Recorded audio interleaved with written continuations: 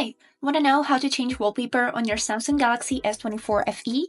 So, as a first step, we would need to go to our home screen and here hold our finger on any empty place until you get to this menu. As a next step, click on this button which is named Wallpaper and Style and then choose Change Wallpapers. Here you would be able to see all of the pre-made wallpapers from Samsung and also option to create wallpaper with AI.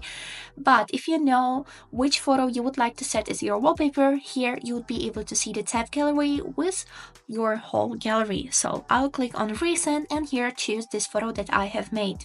Then I'll click done, and as a next step we would need to choose where we would like to apply this wallpaper.